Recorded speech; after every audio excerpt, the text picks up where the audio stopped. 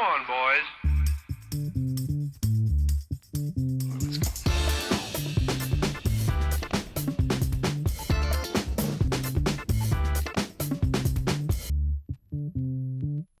Bonjour à tous et merci à vous de nous rejoindre dans cet hebdo. Alors une émission un petit peu ambitieuse cette semaine puisqu'on a décidé de consacrer 52 minutes à un sujet très épineux, très clivant aussi comme l'on dit, un sujet qui cristallise les tensions, les non-dits politiques et puis les préjugés sociaux également.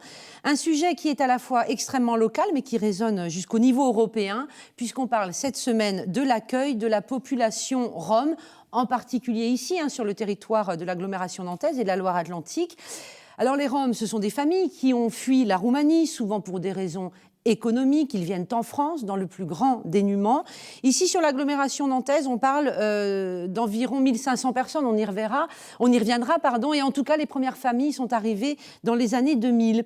Une fois ici, ces familles se débrouillent, se déplacent en groupe, s'installent, le plus souvent sur des terrains en toute illégalité, des terrains où elles vivent donc de débrouille et évidemment dans des conditions extrêmement difficiles, voire tout à fait inhumaines. Nous allons faire le point sur ces conditions de vie, mais aussi sur les actions qui sont menées depuis plus de 10 ans maintenant, parce qu'il y en a. On verra ce qui marche ou ce qui ne marche pas, ce qui bloque, et puis ce qui aide les choses à avancer. Et on prendra le temps d'évoquer les responsabilités des uns et des autres. Nous allons le faire avec nos deux invités. Tout d'abord, Catherine Frappard, bonjour. Bonjour. Pour Médecins du Monde, quelle est votre fonction à Médecins du Monde, Catherine ? Je suis responsable d'un programme qu'on appelle Médiation Bidonville, auprès donc, des familles qui vivent en bidonville dans l'agglomération nantaise, essentiellement roumaines, originaires de Roumanie. Et puis Yves Aubry, bonjour. Bonjour. Vous êtes chef de projet à Une famille, un toit. Oui. Alors, je vous invite tous les deux parce que vos deux structures sont assez complémentaires. On l'a dit, Médecins du Monde intervient plutôt sur ces fameux terrains dont je parlais, qui sont occupés illégalement. Et puis, Une famille, un toit, Yves Aubry, en revanche, intervient plutôt auprès des familles qu'on accompagne via des conventions avec des collectivités, c'est ça ? Tout à fait. On est plutôt dans un outil de politique publique, à la fois en direction des collectivités, notamment la ville de Nantes, la ville de Couëron, on y reviendra tout à l'heure, et puis auprès de la préfecture, puisque depuis fin 2013, on est opérateur de la plateforme départementale d'accès aux droits avec la direction départementale de cohésion sociale. Tout ça est plein d'institutions et de services multiples et variés. Et Une famille, un toit intervient aussi dans des expériences, des travaux menés pour la coopération avec la Roumanie. Et depuis 2010, en lien avec Nantes Métropole, on a effectivement une mission de coopération décentralisée sur les 2 départements concernés par l'arrivée des migrants de l'Est à Nantes. Donc voilà, donc avec vos 2 structures, on s'est dit qu'on aurait une vision globale de cette population. On va peut-être commencer par des fondamentaux. On se le dit entre nous, je pense qu'on ne fait jamais assez de rappels sur les bases. J'ai commencé par dire que les Roms venaient de Roumanie. Est-ce qu'ils viennent tous de Roumanie ? Alors, pas complètement, massivement, oui, puisque la Roumanie a une forte population rome, mais on a aussi quelques Bulgares, on a quelques personnes qui sont, on dira, sur le plan large, migrants de l'Est, mais 95% des personnes présentes sur l'agglomération nantaise sont effectivement de nationalité roumaine. J'ai dit 1500 personnes sur l'agglo. Oui, c'est le chiffre qu'on donne, qui est, on va dire, relativement stable depuis une dizaine d'années. Oui, voilà. Donc, ce qui représente pour une agglomération de 600 000 habitants 0,25%. Voilà. Donc c'est important de redire, parce qu'on a toujours l'impression d'une invasion, quand on reparlera aussi de leur présence, bien sûr, mais c'est important de redire, de repréciser tous les chiffres. Ça raconte des choses. Voilà. Allez-y. C'est-à-dire, sur l'ensemble du territoire, on est toujours autour de 20 000 en France. Occupant des terrains illicites. Cette partie visible, parce qu'habitant des squats ou des bidonvilles. Oui, tout à fait. Qu'est-ce qu'on peut dire de la culture de ces populations roms? Leur culture est très différente de la nôtre? Je pense qu'on peut d'abord dire 2 choses. Il y a effectivement une culture qui est différente, au-delà de la question du voyage, qui est une vision la nôtre, mais qui n'est pas du tout la leur, alors, puisque ce sont ça, pas faut l'expliquer quand même. Pas des voyageurs en tant que tels. Ce sont des familles qui sont sédentarisées en Roumanie depuis très longtemps, notamment entre les deux premières guerres mondiales. Donc, ils ont plusieurs générations de sédentarisation. Les caravanes, ils les découvrent ici, ils ne les amènent pas avec eux, ils ne viennent pas en caravane. C'est le moyen d'habitat qu'ils ont trouvé ici parce que c'est le plus simple, le moins cher, ou en tous les cas, ce qu'il a pu être collecté de droite et de gauche pour s'abriter. Mais ce ne sont pas des voyageurs en tant que tels. Il y a par contre effectivement une culture différente, au sens où c'est une culture qui est très familiale, qu'on pourrait dire clanique, hein, si on reprend des termes un peu habituels en la matière. Donc une vie en famille, avec plusieurs générations, souvent 2, 3 générations, les grands-parents, les parents et les petits-enfants. Voilà, la différence, elle est surtout là. Et ce qui veut dire, je rebondis sur la notion de culture clanique, hein, d'organisation clanique. Ça veut, quand je disais en introduction, ils se déplacent en groupe. C'est vrai, c'est-à-dire que c'est un clan qui arrive ensemble et qui s'installe ensemble, ce qui fait tout de suite un peu beaucoup de monde. C'est un peu ça. Hein. C'est un peu la caractéristique de cette migration. Peut-être on peut repréciser que quand même l'arrivée de ces familles, c'est dans le contexte d'une migration, de la migration en général. Ce sont des Européens qui migrent, des Européens pauvres. Donc c'est vrai que l'arrivée sur un autre territoire, un autre pays, voilà, pose certaines questions. Et c'est une migration familiale. Donc, contrairement à des migrants qui arrivent seuls, isolés, notamment d'Afrique du Nord, par exemple, là où on a pas mal de migrants isolés. C'est ça qui fait peut-être cette différence. Ce sont des tziganes ? Il y a une deuxième différence qui est importante à prendre en compte, c'est l'origine très rurale des personnes et avec des conditions notamment d'habitat que l'on pourrait qualifier d'après-guerre, des années 50. On va voir les images, parce qu'effectivement, je vais resituer juste les images avant qu'on les découvre. 2007, il y a eu un documentaire réalisé par Yannick Lenné de Télé Nantes, avec vous, Yves Aubry, dans le cadre de ces voyages que vous faites régulièrement. Donc, direction la Roumanie, et on va le voir, effectivement, c'était en 2007, mais vous allez nous le dire, les choses n'ont pas changé. La campagne, c'est ça. Ce qu'il fuit, c'est ça. Voilà. Hein, c'est une réalité. Alors c'est une réalité qui a un peu bougé entre 2007 et puis 2015, bien sûr, notamment par l'entrée de la Roumanie de façon définitive en Europe et notamment en milieu rural, l'arrivée d'exploitants étrangers, français, espagnols, italiens, belges. Parce que là, ce qu'on voit, c'est le puits. Yannick disait, voilà, ils n'ont pas l'eau courante dans le village. Non, même encore aujourd'hui, il y a assez peu de villages en milieu très rural qui ont des adductions d'eau. Ça entre de plus en plus, notamment sur des fonds européens, mais ça reste massivement les images qu'on va voir là. Et on dira l'arrivée d'un modernisme se fait par l'extérieur, par des Français, des Italiens ou des Espagnols, mais sans qu'il y ait de résonance locale. Et on voit cohabiter à la fois le cheval, parfois l'âne, et le gros tracteur de 250 chevaux. Donc ce que vous nous dites, c'est qu'il y a des gros exploitants agricoles qui viennent de France, d'Italie ou d'Espagne, qui exploitent les terres roumaines des campagnes, mais qui n'en font pas profiter forcément les locaux. Non, qui continuent à vivre dans le dénuement. Ce sont des entrepreneurs. Ce sont des entrepreneurs. L'Europe étant très ouverte, dans un sens comme dans l'autre. Ce qui est possible de la Roumanie vers la France, l'est de la France vers la Roumanie. Et un certain nombre d'entrepreneurs se sont habitués à aller investir. Et en tous les cas, notamment là, sur le plan foncier, on pourrait presque dire coloniser un certain nombre de secteurs. Donc voilà, ils fuient cette réalité-là. Ça, c'est pour resituer sur les raisons de leur venue en France. Je posais vite fait la question, est-ce que les Roms sont des tziganes ? Pourquoi je pose la question ? C'est que les gens s'y perdent, confondent bien souvent les Roms, les gens du voyage qui sont français. Mais on dit que si on remonte très loin dans l'histoire, il y a une culture commune. Oui, on peut dire qu'il y a une culture commune qui remonte très loin dans l'histoire. Après, c'est vrai, la dénomination, on dit tzigane, on dit Rome. Rome, c'est en fin de compte un terme que l'Union Romanie internationale s'est donné, un terme générique, en 1971, et ce terme est repris maintenant par le Conseil de l'Europe et l'Union européenne. Mais après, on parle peut-être de Roms, une dénomination réelle ou supposée. C'est souvent nous qui les qualifions tels de Roms. Ouais. Eux, est-ce qu'ils se reconnaissent? Oui, certains, pas tous. Voilà. Donc il faut faire attention. Voilà. On en parlera certainement après. Derrière ce terme-là, c'est des situations tellement diverses que nous rencontrons. Donc, il y a autant de familles, autant d'histoires que de familles et d'aspirations. On va y venir.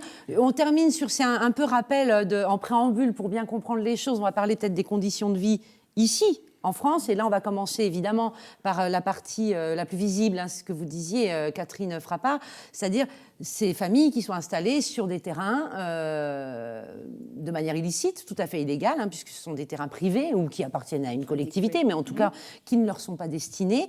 Je vous propose, pour en parler, on était allé en mois de janvier sur un terrain, alors on en reparlera tout à l'heure, un terrain qui a largement fait l'actualité, puisque depuis il a été expulsé. Mais commençons par ce qu'il était avant. Voilà, c'était en janvier, nous nous étions rendus sur place, c'était à Tougas, le terrain de Tougas, où vivaient environ 500 personnes, 140 à 150 caravanes. Bon, les chiffres ne sont jamais précis à un près, quoi. Donc voilà, c'est Nick Reisman qui s'était rendu sur place pour comprendre un peu comment on vivait là, regardez. En octobre 91, le dépôt de carburant de la zone pétrolière à Saint-Herblain explose. Les torrents de flammes restent dans la mémoire collective des Nantais. C'est sur les cendres de l'usine brûlée que vivent aujourd'hui plus que 500 Roms dans des conditions de vie déplorables. Vieilles carcasses de voitures, caravanes délabrées, eau et électricité font défaut, les sanitaires n'existent pas. Manque d'hygiène, les problèmes de santé se multiplient. Et beaucoup de problèmes, mon mari. Et toujours la masque. La chercher, mais dans son malade. 3 fois par semaine, l'association Médecins du Monde passe sur le terrain pour proposer des accès aux soins. Nous, on travaille surtout en santé maternelle et infantile, donc auprès des mamans et des enfants. Concernant les enfants, on va retrouver les pathologies qu'on retrouve chez tous les enfants, des pathologies respiratoires. Les conditions de vie paraissent inhumaines et pourtant, beaucoup de Roms se disent heureux de vivre en France et d'échapper à la misère humaine. C'est mieux comme ça en France, mieux que la Roumanie. Voilà un extrait donc de ce reportage de Nick Reisman. Les conditions de vie sont toujours les mêmes sur les terrains occupés de cette manière-là, Catherine ? Actuellement, oui. C'est-à-dire, on le voit dans ce reportage, des conditions assez insalubres et indignes, surtout un accès difficile à l'eau. Ouais. Pas d'électricité, pas de sanitaire.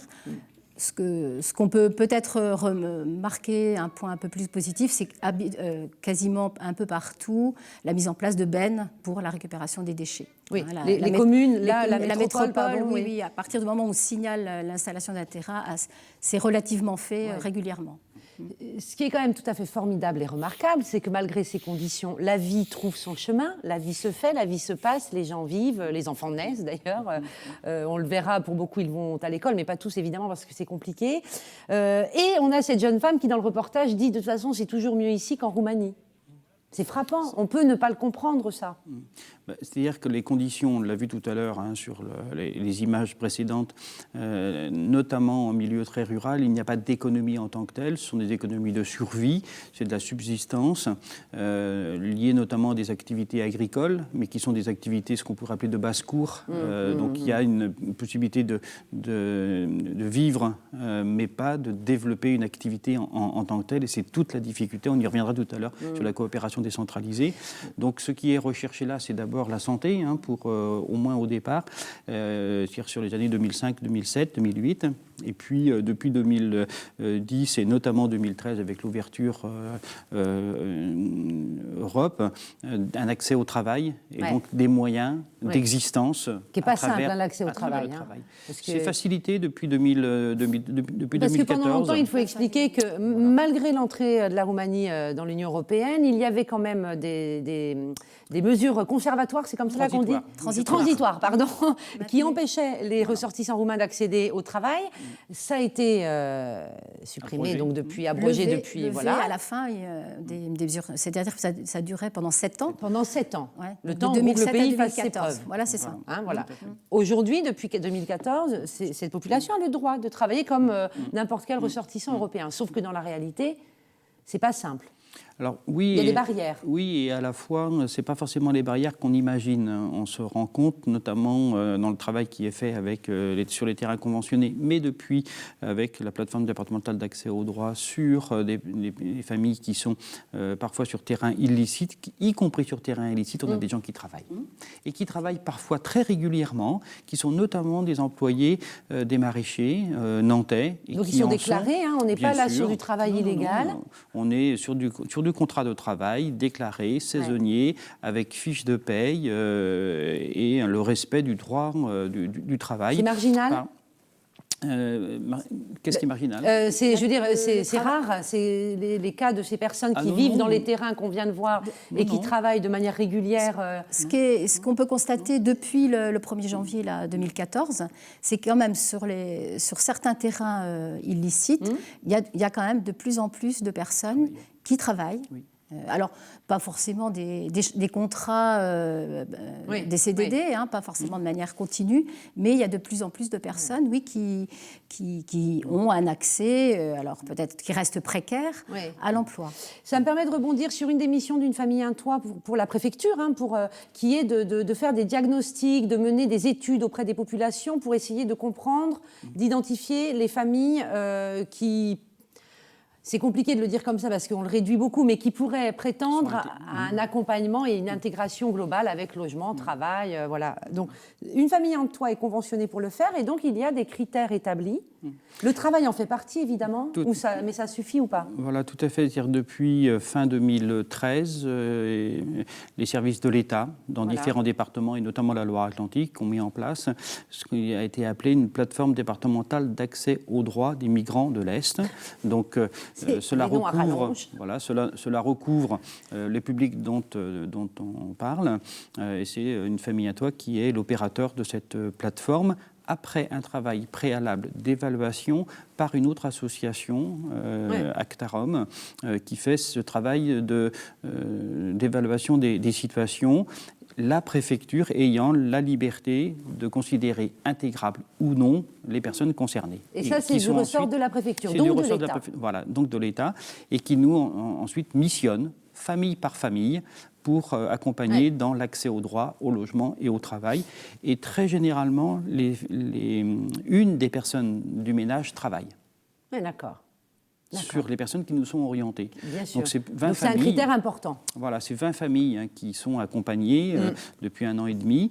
Et sur les 20 familles, dans toute famille, il y avait une personne au travail. Alors, dans des conditions de travail qui sont parfois de courte durée, en CDD, de plusieurs jours, voire plusieurs semaines, mais très fréquemment reconduite d'employeur en employeur, et très souvent chez le même employeur. Oui, mais j'ai envie de dire comme un salarié en intérim qui travaille dans le bâtiment ou dans d'autres domaines et qui comme tout saisonnier, va de contrat en contrat. Chez les maraîchers. Si je vous posais la question... Non, pardon, vous vouliez compléter, Catherine. C'est juste concernant ces diagnostics, donc nous, on reste assez réservés sur... C'est important de le dire, parce qu'on reste toujours dans une sélection ou un tri. Évidemment, on peut comprendre des familles qu'on estime, que l'État estime, ou les institutions intégrables, et on ne prend pas en considération des situations de plus de vulnérabilité ou de fragilité, qui pourtant, dans le cahier des charges des diagnostics, sont prévus dans les critères. Et ce qu'on dit aussi, alors nous Médecins du Monde, mais aussi les associations du collectif, Rome Europe, c'est que ces diagnostics sont souvent assez rapides et ne permettent pas peut-être d'affiner suffisamment la situation des familles, des personnes, des projets. Ça va très vite parce que aussi. Des histoires le parcours migratoire, les histoires, quels sont les acteurs présents autour d'eux. Enfin, si, c'est renseigné ça dans les diagnostics, mais il y a aussi un nombre des associations qui sont présentes, qui font de l'accompagnement. Peu souvent, ces associations sont consultées, ou nous-mêmes, Médecins du Monde... Vous n'êtes pas consultés dans ces diagnostics. Mais ce qu'on peut peut-être préciser, c'est que ces diagnostics sont destinés à identifier des familles qui vont être accompagnées dans un cadre piloté par l'État, mais on va le voir dans quelques instants, d'autres familles sont accompagnées dans d'autres cadres sans être passées par ce diagnostic. En fait, on est quand même dans une espèce de nébuleuse. D'abord, il y a beaucoup d'acteurs impliqués et c'est très nébuleux et bon... c'est compliqué de s'y retrouver aussi dans tous les dispositifs. Juste, et on y revient après, mais si je vous posais la question, c'est parce que le terrain que je vous ai montré dans le reportage là, de Nick Ressman, c'est Tougas, depuis il a été expulsé. Donc on va écouter Louis Souchal. Louis Souchal, il est directeur adjoint des services de Nantes Métropole, et on l'a rencontré dernièrement, c'est Julien Herpin qui s'en était chargé, pour comprendre un petit peu pourquoi il y a encore des expulsions, quelles sont les responsabilités, le rôle de la métropole. Et on va écouter précisément ce qu'il disait à propos de l'expulsion et justement de celle-ci. On l'écoute. Lors de la dernière expulsion sur Tougas, le diagnostic a été fait, aucune famille n'a été recensée par l'association comme ayant un projet de vie en France. Tous les terrains de Nantes ou de Nantes Métropole occupés de manière illégale, l'expulsion a été demandée, voilà, depuis 10 ans. Mais par contre, depuis 10 ans, on accompagne donc des familles qui ont un projet de vie en France. Et l'accompagnement, je répète, c'est quelque chose d'assez construit, constant, avec d'abord de l'habitat temporaire, sur du mobil-home, le passage en logement social ensuite, accompagnement vers l'emploi, aide à la scolarisation des enfants, apprentissage du français, etc., etc. Donc ce qu'il nous a dit, M. Souchal, c'est quand même sur ce terrain de Tougas où on a dit 140 à 150 caravanes, 500 personnes. Les diagnostics faits pour l'État, je le rappelle, c'est pas exhaustif, ça ne représente pas tout ce qu'on fait en termes d'accompagnement. On a décidé que personne sur ce terrain ne pouvait prétendre à un accompagnement, une intégration. Alors qu'on dit aussi que sur tous les terrains, il y a des gens qui bossent. Donc on voit bien qu'on est là sur... Est-ce que ça veut juste pas dire qu'on n'a pas les moyens aujourd'hui d'accompagner tout le monde ? Ça remet aussi un peu en cause ce qu'on disait précédemment concernant ces fameux diagnostics qui ne vont pas... qu'on juge un peu trop rapide et le temps n'est pas pris pour travailler avec les familles sur ces fameux projets. C'est une question de moyens ? Il y a un peu un cadre figé. Administratif et on voit bien, la vie d'une famille, c'est quand même autre chose. Voilà. Yves Aubry, il y a une question de moyens, c'est-à-dire que... Oui, je pense qu'il y a une question de moyens, c'est-à-dire qu'il est clair que par rapport au service, semble-t-il, de la préfecture, qui est absent de ce plateau, mais aussi des reportages, on va dire pourquoi tout à l'heure, il est bien évident que la capacité à pouvoir mettre en œuvre des dispositifs, c'est de la concurrence. Le logement sur l'agglomération nantaise, on voit qu'en termes de nombre de demandes, on est sur pratiquement 2 ans d'attente. Il y a une grosse tension, on a une grosse tension sur le logement social. Donc ça se ressent aussi, et notamment très fortement, sur les populations les plus vulnérables, avec les plus faibles ressources. Et donc il y a de la concurrence. Une concurrence entre publics, entre populations. En difficulté. Donc on le ressent pleinement sur cette population-là. Ensuite, il est bien évident également, et les derniers événements d'il y a une quinzaine de jours sur les expulsions le mettent en avant, on a, de par la population et les représentants de notre population, les collectivités, une frilosité à intervenir. Une douzaine de communes, depuis 2005, sont intervenues sur des terrains d'accueil avec des nombres très différents, de 50 pour les uns à 2 pour les autres. Mais il s'est fait quelque chose sur 12 communes. C'est quand même pas rien. On ne peut pas tout résumer à ce que fait l'État. D'ailleurs, vaut mieux pas, parce qu'on constate bien que l'accompagnement piloté et financé par l'État n'est pas le plus important en volume, en nombre en tout cas, mais... Oui, mais je ne le dirais pas comme ça, puisqu'en fait c'est nouveau, c'est-à-dire que l'intervention de l'État dans le cadre de dispositifs prévus à cet effet d'insertion date de fin 2013. Donc c'est très nouveau, on ne peut pas le comparer avec ce que les collectivités ont mis en place, notamment Ville de Nantes, dès 2005. On peut même rappeler que si ça a été mis en place, parce qu'une circulaire gouvernementale demandait à ce qu'il n'y ait plus d'expulsion sans solution. Donc on a mis en place un diagnostic pour voir si... Puis des fois le diagnostic il dit non, il n'y a pas de solution à trouver parce que... voilà. C'est un peu compliqué quand même et on voit bien qu'on ne s'en sort pas de toute façon puisque les expulsions ne cessent, se multiplient. Voilà. Et on va voir ce qu'elles provoquent, ces expulsions, parce qu'on va en arriver à cette notion de clivage. Je le disais, c'est l'accueil des Roms. C'est une question très tendue dans la société, avec des préjugés, des tensions très fortes et parfois qu'on peut comprendre aussi vraiment de ce que peuvent ressentir les riverains, les habitants. Ce terrain de Tougas, il a été expulsé, donc on l'a dit, 140 caravanes se sont retrouvées sur les routes du département.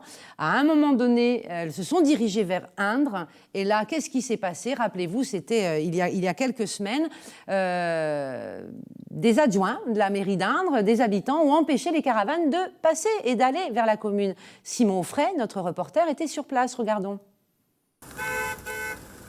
Laissez passer, Louis, laissez passer pour que voilà. Des riverains prêts à tout pour empêcher l'accès des caravanes à leur commune. Ce matin, une dizaine de personnes étaient postées aux accès routiers de Basse-Indre et de Haute-Indre. Leur objectif depuis hier soir, empêcher les Roms de passer. Cette nuit, il y a eu un tour de garde. Les habitants sont venus tour à tour. Pas tour de garde, façon de parler, quoi. On était là pour montrer qu'on était déterminés à ne pas les laisser rentrer chez nous, quoi, c'est tout. C'est pas une milice, loin de là. Loin de là, il faut enlever ce mot-là de la bouche des gens. Alerter les pouvoirs publics. C'est simplement, voilà, exactement, alerter les pouvoirs publics pour qu'ils viennent nous aider. Le maire d'Indre, justement, était là pour dialoguer. Serge David a décidé de ne pas accueillir de famille rom, mais il déplore la situation. Ils sont seuls, ils ne savent pas où aller, sans solution, avec le temps qu'il fait, voilà. Donc, je peux comprendre leur énervement. Des Roms, Indre en a pourtant accueilli. En 2011, un village de la solidarité a ouvert. 5 familles ont logé pendant un peu plus de 3 ans dans des mobil-homes. Trouver un travail, s'intégrer, puis accéder à un logement pérenne, c'était le défi relevé. Ça s'est fait comme ça a dû se faire. On a pris le temps qu'il a fallu.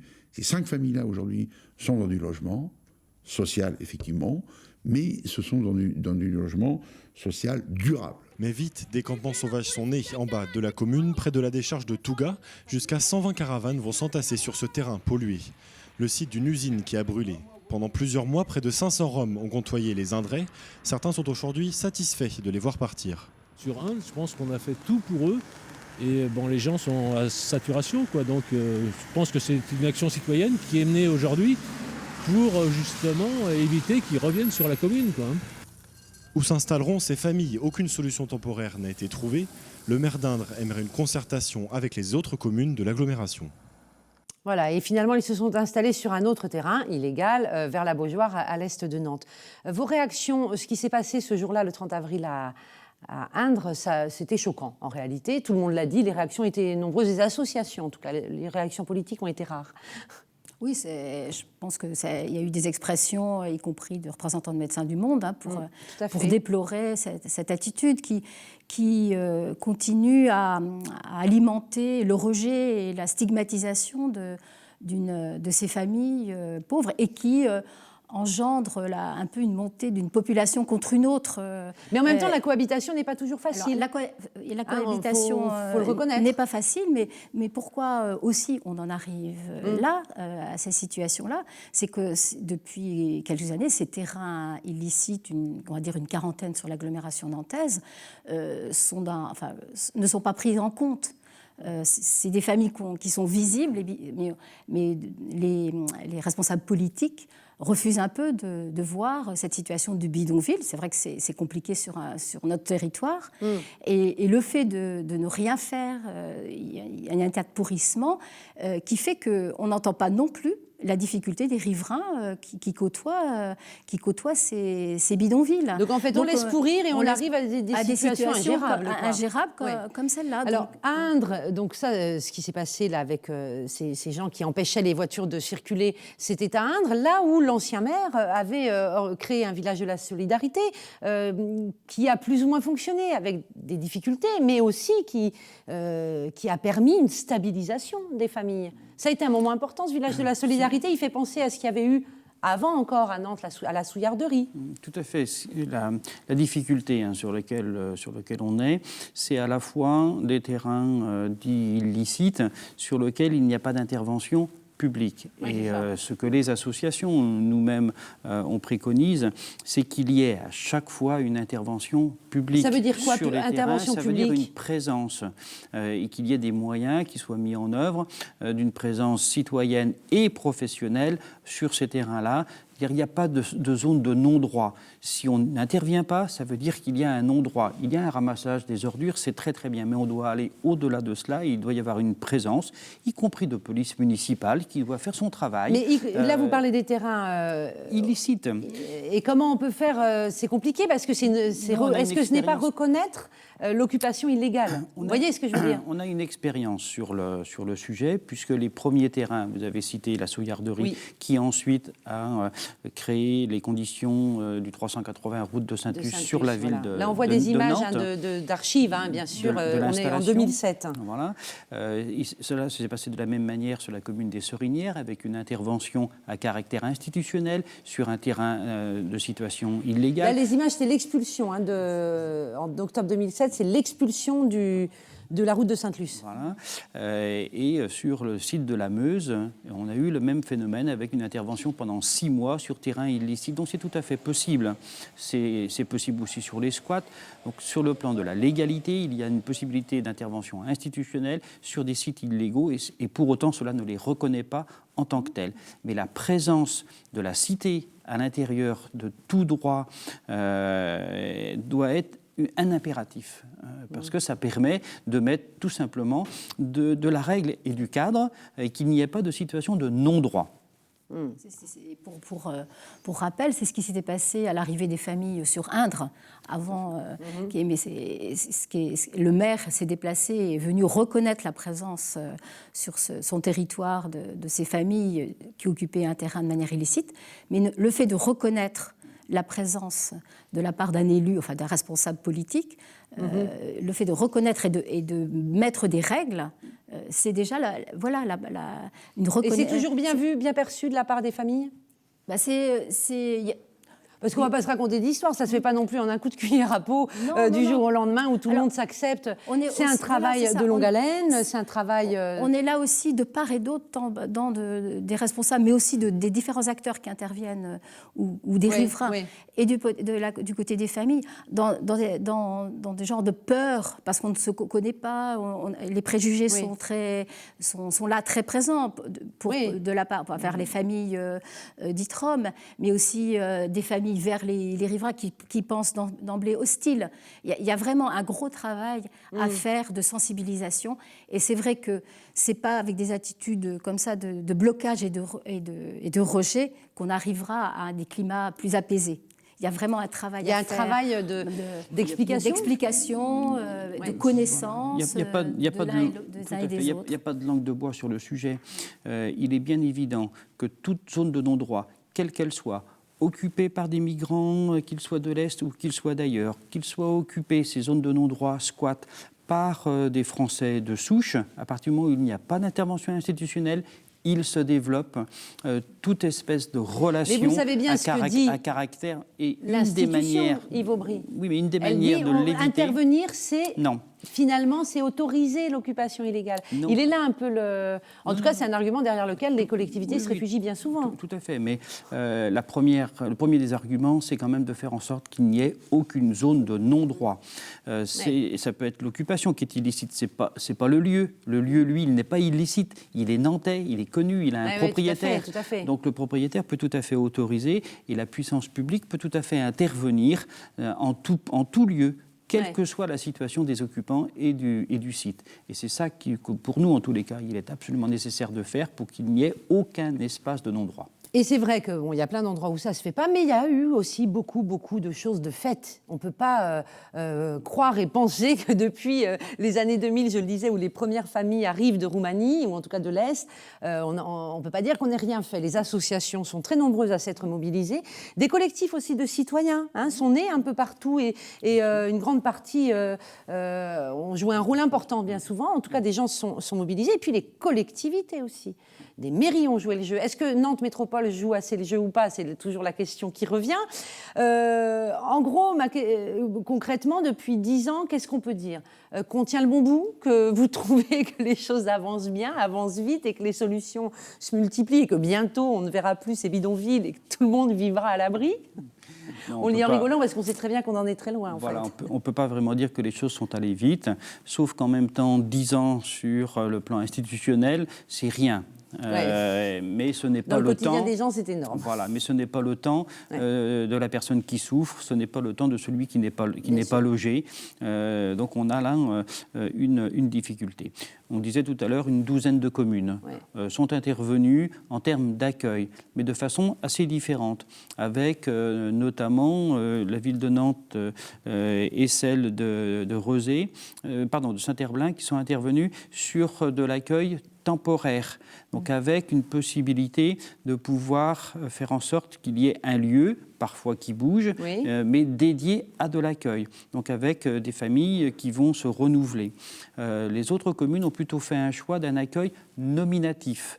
C'est-à-dire que ce sont des familles que l'on accueille et qu'on accompagne sur le long terme. Qu'on accompagne sans qu'il y ait d'autres familles derrière, ce qui bloque le système. Mais parce que ça rejoint ce qu'on disait au tout début, c'est-à-dire que c'est compliqué de séparer les familles. Oui, les groupes. C'est surtout qu'en termes d'action publique, on est sur un accueil à caractère temporaire. Donc on crée un dispositif en tant que tel et on va faire en sorte qu'au fil de l'eau, l'ensemble des familles puissent bénéficier de ce dispositif. Où on est dans un accueil nominatif, il n'y a que les familles ciblées qui en bénéficient et pas les autres.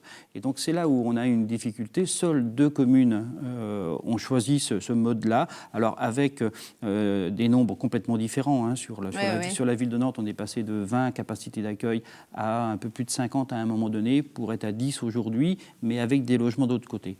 Pour Saint-Herblain, on est à 2 logements d'accueil. Donc, ce qui est rien à l'échelle de la commune, et puis de la commune de Saint-Herblain. Je veux dire, c'est une grosse commune, Saint-Herblain. Mais on peut dire que c'est rien, sauf que c'est 2 pendant que les autres ne le font pas. Donc c'est toujours 2, j'oserais dire. Oui, on voit le côté plein ou le côté vide. Voilà.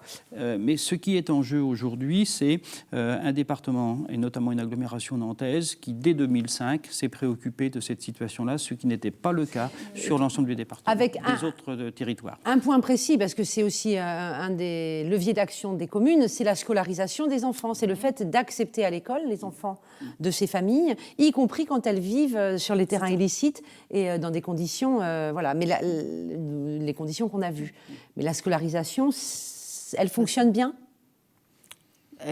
Disons, les mairies jouent le jeu pour la scolarisation. Alors, pas toutes les mairies, il y a encore... On peut citer les mauvais élèves, c'est pas gênant ici. Il y a des refus... On est très libre. Oui, il y a actuellement une commune sur laquelle il y a des terrains illicites et sur lesquels nous, on intervient dans le cadre de la médiation sanitaire, qui a aussi refusé la domiciliation jusqu'à peu de temps. C'est quoi la domiciliation ? C'est permettre une adresse postale à des personnes qui sont sans domicile fixe. D'accord. Donc c'est le préalable à la domiciliation, à l'ouverture de tous les autres droits, et notamment... Y compris l'accès au travail. L'accès au travail, mais aussi l'accès à une assurance, une couverture maladie. Donc et ça incombe à la mairie. Aujourd'hui, c'est la loi oblige, ce sont les CCAS qui ont cette mission. Alors c'est vrai que jusqu'à l'année dernière, c'était une association, le Gazprom, qui assurait pour bon nombre de sans-domicile, et notamment les familles vivant en bidonville.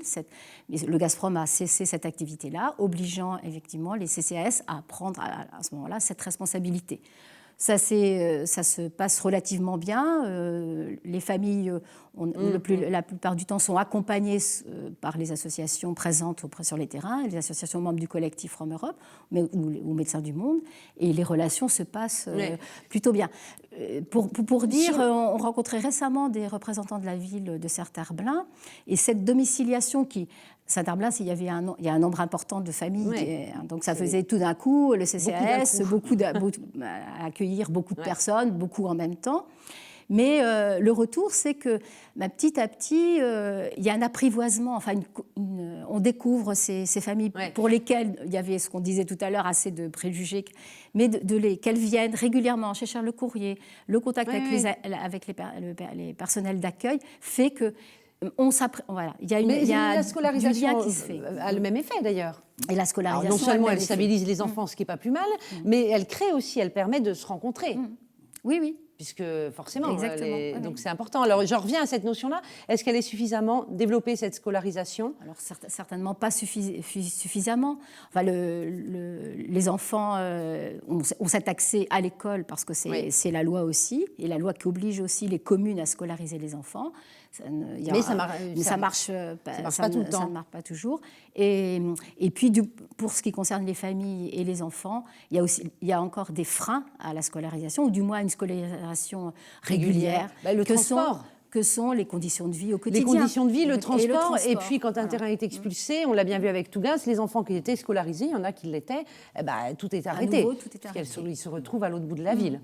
Ce qu'on peut dire par rapport à la scolarisation, au-delà des propos, là, effectivement, de la difficulté à pouvoir, de façon régulière, tous les jours, assurer une scolarisation, c'est les déplacements. C'est donc à travers les déplacements, les expulsions, mais aussi les conditions de vie, tout simplement, où des enfants qui ont une difficulté à pouvoir tout simplement se laver, avoir des vêtements à peu près propres, c'est extrêmement compliqué. Le regard des autres, de ce petit être accepté à l'école, c'est extrêmement compliqué. Par contre, et en même temps, on est obligé de dire qu'au niveau de l'éducation nationale, sur un certain nombre de sites, il y a un travail remarquable des instituteurs et des professeurs dans l'accueil de ces enfants, au niveau des écoles et au niveau de l'académie.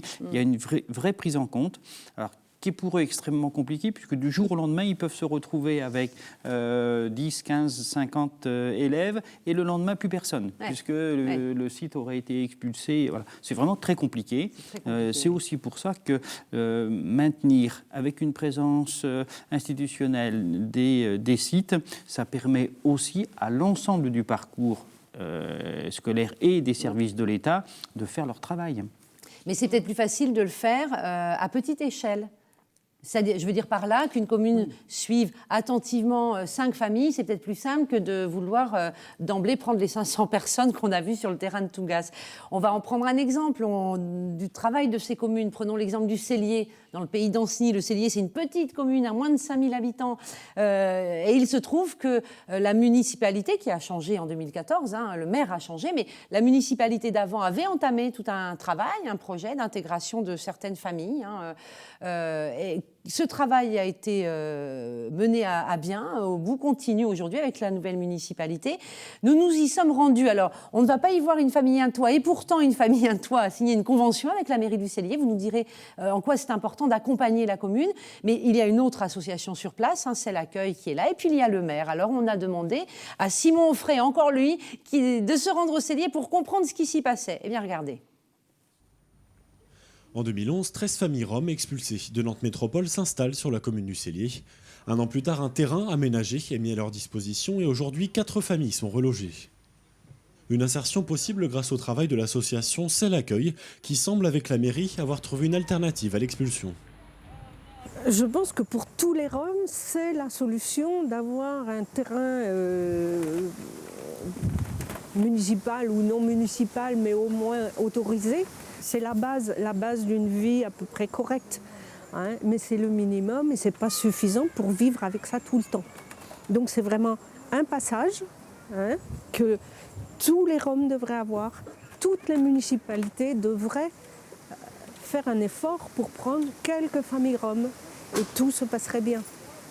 Le Cellier vient d'engager 10 000 € pour assurer l'accompagnement des familles. L'équipe municipale élue en 2014 prend la mesure de ce qui est devenu un enjeu politique et joue la transparence pour faciliter les relations avec les Cellariens. Le problème des Roms était un problème que les gens dans ma campagne me disaient. Comme on a fait pas mal de porte-à-porte, les gens se disaient « mais qu'est-ce qu'il en est des Roms ?» Et ce qui manquait a priori, c'était un problème de communication, de savoir réellement ce que ça coûtait, comment ça se passait.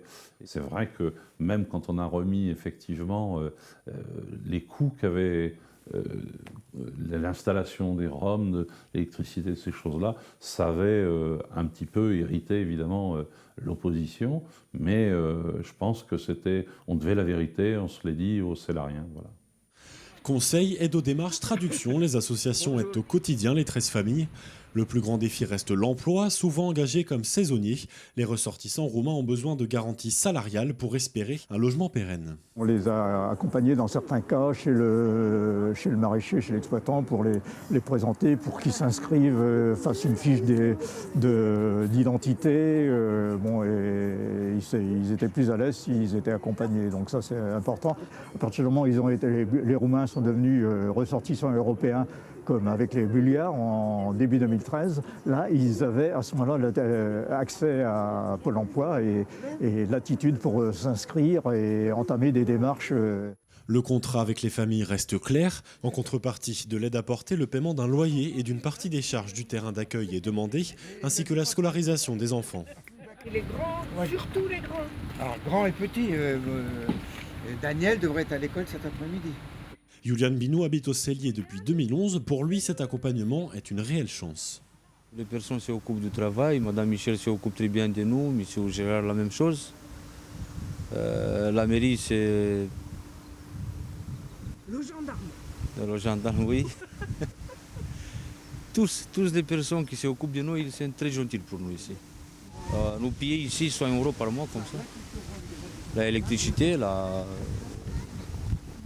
le loyer, oui, ça, le terrain, oui, ça c'est bien. Pour la municipalité, ce suivi est un investissement important.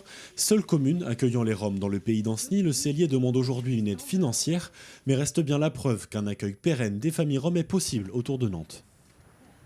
Ben voilà, ça marche parfois. Je reprécise, le monsieur disait, voilà, ces gens-là au Cellier payent un loyer, c'est le choix qui a été fait. C'est important cette notion, vous connaissez bien le dossier, puisque je disais, une famille à toi a travaillé sur ce dossier. C'est indispensable. C'est-à-dire qu'il ne peut pas y avoir d'accueil organisé sans qu'il y ait des conditions, on dira, ordinaires. Une mise à disposition, un contrat écrit, un état des lieux d'entrée, un état des lieux de sortie. L'intervention professionnelle permet ça. Et pendant la présence sur le terrain, il y a, alors au-delà du loyer, c'est plutôt une redevance, et notamment la prise en compte des fluides, des consommations sur le terrain. On paye l'eau, l'électricité, on demande aux ménages de participer. Il est difficile d'avoir une individualisation, parce que ça voudrait dire qu'il faut multiplier les comptes, etc. Mais il y a une comptabilisation et ensuite une répartition de cette comptabilisation sur les familles présentes. Suivant les sites et les communes, on est à 50 € par mois, ou on est à 100 € par mois, mais il y a à chaque fois une demande de paiement de redevance, et cela se passe plutôt bien globalement, même sur les périodes antérieures à 2013 où il y avait peu de revenus, il y avait malgré tout une contribution. Avant, vous citez cette date, puisqu'on le redit, avant c'était quasiment impossible de travailler. C'était beaucoup plus difficile, il n'y avait surtout pas d'accès aux droits. Donc on était sur de la subsistance et parfois 50 €, c'était 50% du revenu. Ben oui, bien donc, sûr. Ça faisait beaucoup. J'aimerais qu'on revienne sur ce que disait le maire du Cellier aussi. Il disait, voilà, les gens en parlaient, il y avait des tensions. Ben, on a expliqué, on a expliqué le coût. Voilà, combien ça coûtait à la mairie de faire tout ce travail-là, et les gens ont compris.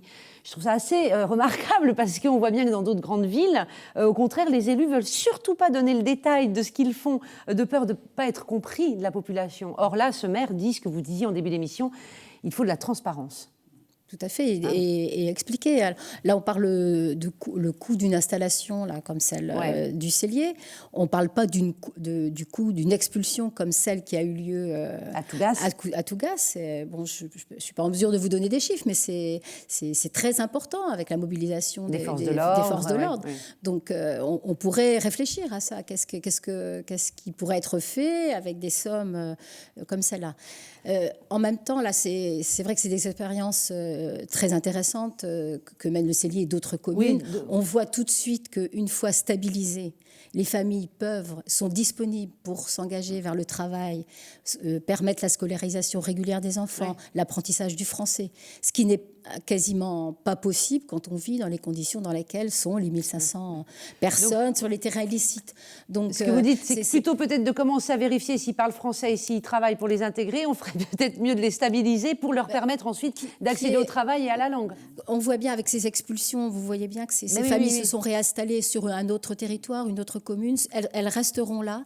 Donc maintenant, est-ce qu'il n'y a pas moyen, dans certainement une solidarité intercommunale, parce que la présence des familles, les terrains illicites, ne concerne pas toutes les communes de l'agglomération. Les 24 communes ne sont absolument pas concernées. Chacun prenne sa part. Au moins c'est aux élus de réfléchir et de décider, mais on peut penser que ces situations qu'il y ait une prise en compte de manière solidaire des communes de l'agglomération. Et de réfléchir, comme on le disait, à petite échelle, par petite unité, peut-être 3-4 familles par lieu de vie. Ce qu'on disait tout à l'heure sur l'agglomération nantaise avec l'antériorité de l'intervention dès 2005, aujourd'hui, on peut dire les collectivités, les associations, qu'elles soient à caractère bénévole ou qu'elles soient à caractère professionnel, peuvent dire aujourd'hui que des expériences fonctionnent. On sait faire, puisqu'on a déjà fait. C'est l'exemple de Nantes, des Sorinières, de Indre, de Sainte-Luce-sur-Loire. Donc on sait faire, oui, plutôt petit terrain, parce que c'est une dimension aussi de proximité. Il y a des citoyens engagés dans pratiquement toutes les communes sur l'agglomération nantaise. On peut mieux maîtriser aussi, éviter qu'il se passe ce qui s'est passé à une époque à la Souillarderie où on a été un peu débordé parce que beaucoup de gens sont arrivés. Voilà, tout à fait.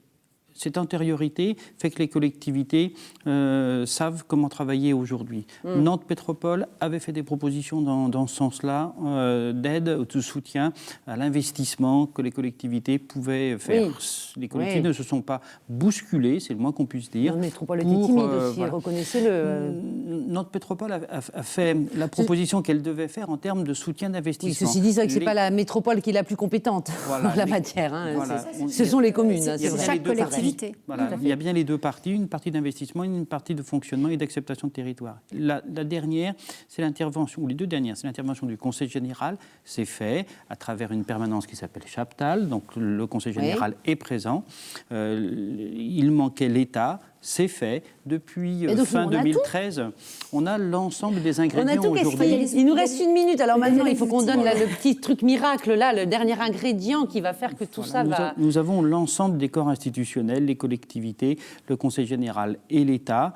Depuis fin 2013, on a besoin aujourd'hui d'une coordination de ces acteurs-là et que plutôt que chacun travaille un peu dans son coin, on soit sur un comité départemental avec les associations, on est bien d'accord. C'est en cours. C'est en cours vraiment ? Oui, c'est en cours. Il y a le sentiment que c'est vers cela qu'il faut aller aujourd'hui.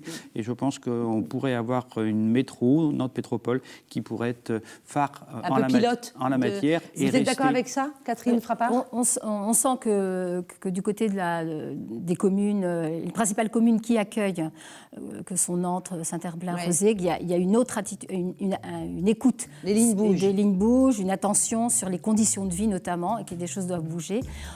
On peut juste rappeler que ces populations sont avant tout des populations dans l'extrême difficulté et la précarité. Je pense qu'on l'a bien redit et bien compris dans cette émission. C'est fini, Catherine Frappart, je suis désolée. Merci à vous deux, Yves Aubry et Catherine Frappart, d'être venus débattre et nous expliquer encore et encore cette question, cette problématique de l'accueil des Roms. Merci d'avoir suivi l'hebdo. À bientôt.